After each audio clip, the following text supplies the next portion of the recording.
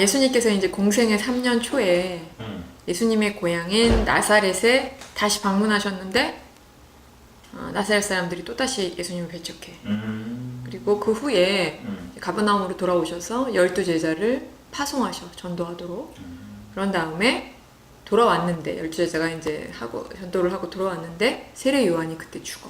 그 소식을 들으시고 그런 다음에 이제 베세다 언덕으로 가셔서 우리가 잘 알고 있는 5,000명을 먹이시는 그 일을 행하시고, 보면은 공생의 3년부터는 지금 엄마가 상황을 얘기하는 거야. 지금 어떤 상황으로 3년부터 이제 흘러가느냐를 보면, 바리새인과 서기관과 헤롯 당과 대제사장이 합세해서 예수님을 죽이려는 음모를 점점 구체화하게 돼.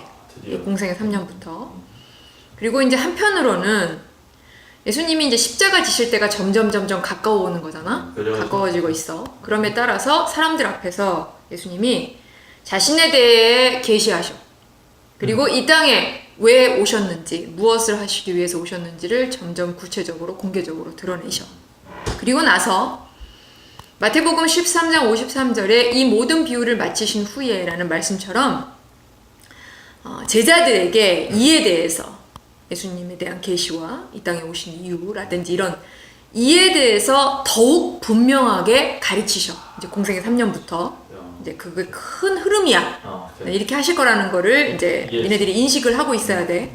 먼저 공생의 3년 초에 예수님이 마태복음 13장 54절 고향으로 돌아가사라고 나사렛으로 돌아오셔서 회당에서 고향 사람들에게 가르침을 베푸셨어. 그 이유가 뭐냐면 나사렛 사람들에게 예수님을 받아들일 수 있는 기회를 다시 한번 주시기 위해서였어. 하지만 이들은 여전히 예수님의 가족을 안다. 옛날에는 목수였다 라는 거에 매여서 마치 예수님을 다 아는 것처럼 착각하고 판단해서 어떻게 이런 일을 할 수 있느냐라고 하면서 끝내는 마태복음 13장 57절 예수를 배척한지라 라고 끝끝내 예수님을 받아들이지 않아. 이들은 과거의 예수님의 모습에 사로잡혀서 지금의 모습을 올바르게 바라보지도 또한 받아들이지도 못했기 때문에 공생의 1년 말에 배척했잖아. 근데 또다시 이렇게 예수님을 두 번째로 동네 사람들이 배척을 하게 된 거야. 그래서 이제 예수님께서 나사렛을 나오셔서 가버나움으로 다시 돌아오셨어. 예수님은 12제자들에게 이제 12제자들을 전도하도록 파송하시는데 그 이유가 뭐냐면 사도로서의 자격을 주시기 위해서 처음으로 전도 여행, 전도 활동을 하도록 마가복음 6장 7절 둘씩 보내시며 라고 파송을 하셔. 둘씩 짝지어서. 예수님은 12사도를 파송하시면서 마태복음 10장 7절 가면서 전파하여 말하되 천국이 가까워왔다 하고 앞으로 어떻게 전도해야 될지, 그리고 전도할 때 필요한 사항 뿐만 아니라 예수님의 사명을 감당해야 할 사람들이 받게 될 환난, 핍박 이런 것 등등을 마태복음 10장 15절 내가 진실로 너희에게 이르노니 라고 하시면서 여러 가르침을 이렇게 베푸셔. 하지만 이 마태복음 10장에 기록되어 있는 이 말씀은 단지 12제자들에게만 가르치신 말씀이 아니야. 오고 오는 신약교회의 성도들, 예수님의 제자로서 어떻게 우리가 이제 복음을 전해야 되잖아. 그 어떻게 복음을 전해야 할 것인지에 대한 가르침이야. 알겠지?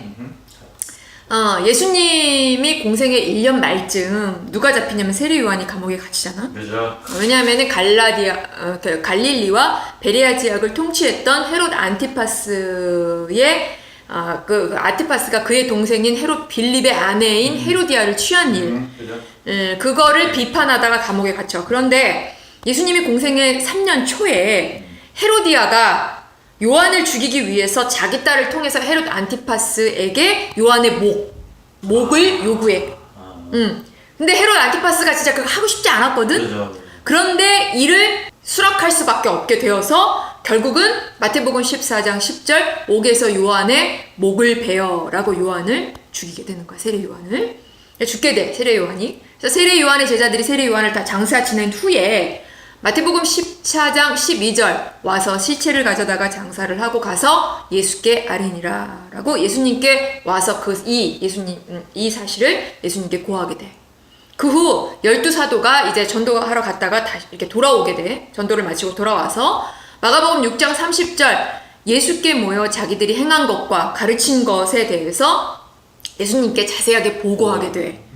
이때 이제 예수님을 따르는 사람들이 되게 많았잖아. 그러니까 사람들이 너무 많아갖고 전도하고 돌아온 제자들이 마가복음 6장 31절 오고 가는 사람이 많아서 음식 먹을 겨를도 없습니다 라고 쉬지도 먹지도 못할 지경이 되어버린 거야. 그래서 예수님이 어떻게 하시냐, 이에 예수님이 이르시되 너희는 따로 한적한 곳에 가서 잠시 쉬어라 하시니 제자들을 쉬게 하시려고 가버나움을 떠나 배를 타고 어디로 가시냐면 동북쪽에 있는 마가복음 6장 32절 따로 한적한 곳인 베세다 언덕으로 오시게 되는 거야.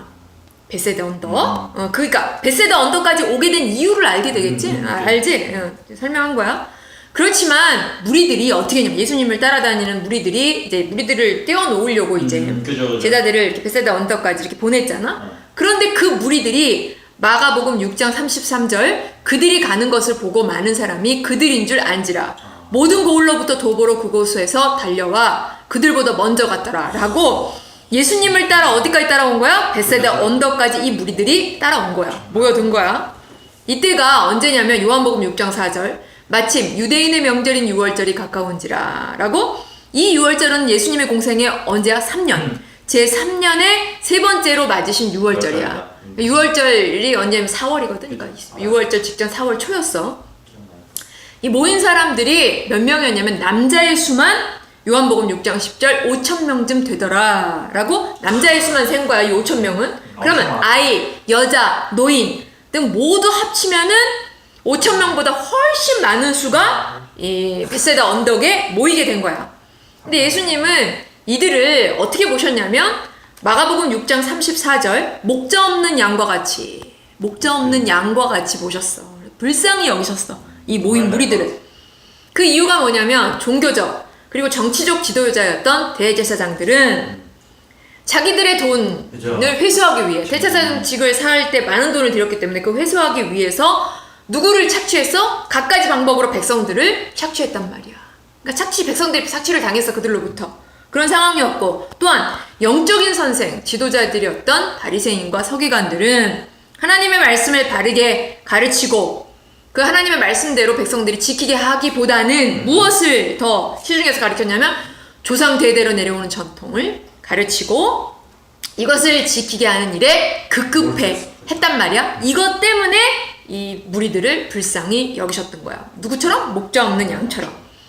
그 결과 백성들은 종교적, 정치적, 사회적으로 어디로 가야 하는지 왜 그리로 가야 하는지에 대한 의식조차도 없어져서 목자 없는 양과 같은 이리저리 유리하는 신세가 되어버렸기 때문에 예수님이 그 무리들을 불쌍히 여기셨던 거야. 상황을 알겠지? 왜 불쌍히 여기셨는지? 이에 긍휼을 베푸셔서 뭐를 하셨냐? 마가복음 6장 34절 여러 가지로 가르치시더니 라고 먼저 말씀의 양식을 먹이신 거야. 늦은 시간까지 말씀을 가르치셨어. 당시 큰 무리, 이 백성들은 예수님이 메시아실 것이라는 기대를 가지고 이렇게 따라다닌 거야. 그치? 그런데 늘 민중의 움직임을 감시했던 사람들이 있었지. 누구냐면 로마. 그 다음에 헤롯 안티파스가 반란을 일으킬까봐 늘 민중들을 감시했다고 그랬잖아.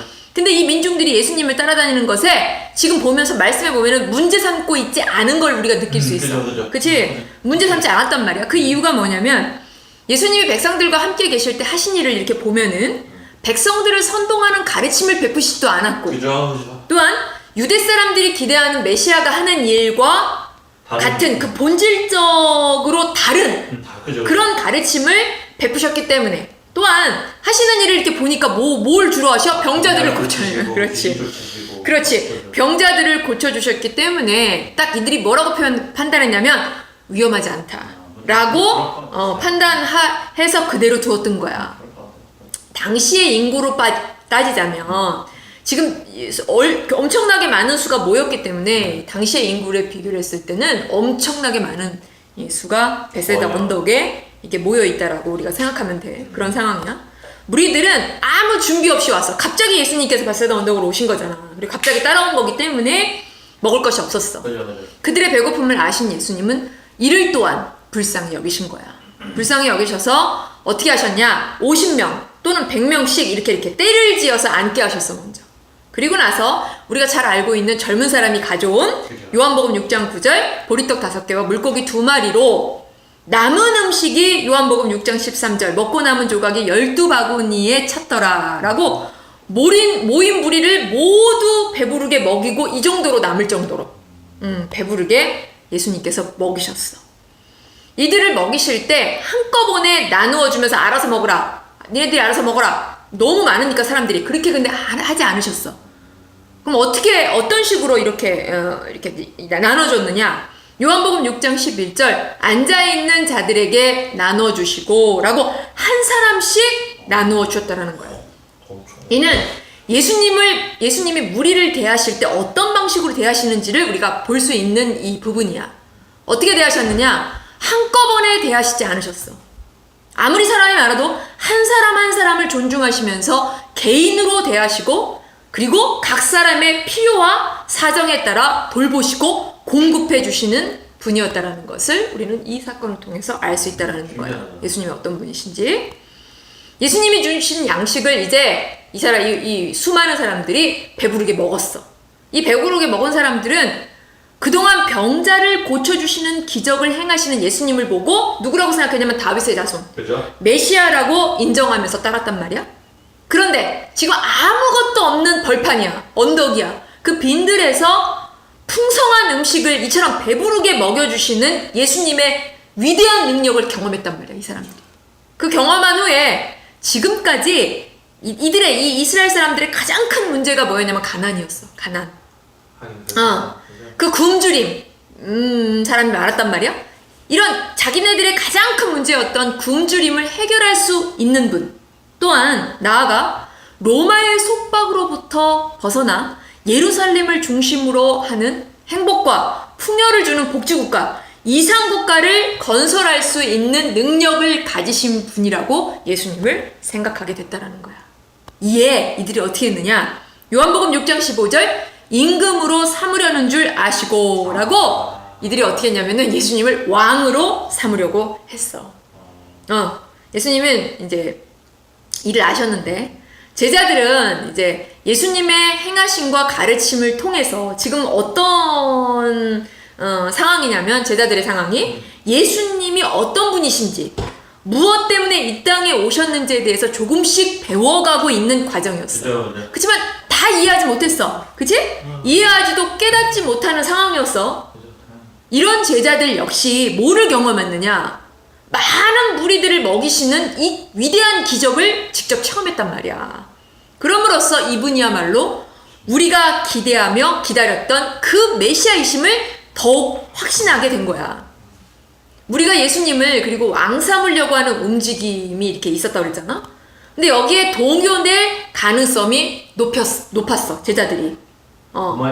그래서 예수님이 어떻게 하셨냐? 마가복음 6장 45절 즉시 제자들을 재촉하사 제자들이 무리의 움직임에 동요되지 않도록 하기 위해서 제자들을 무리에게서 분리시켜서 배 타고 앞서 건너편 벳세다로 가게 하시고 라고 먼저 제자들을 가버나움으로 보내셨다라는 거야. 무슨 말인지 알겠지?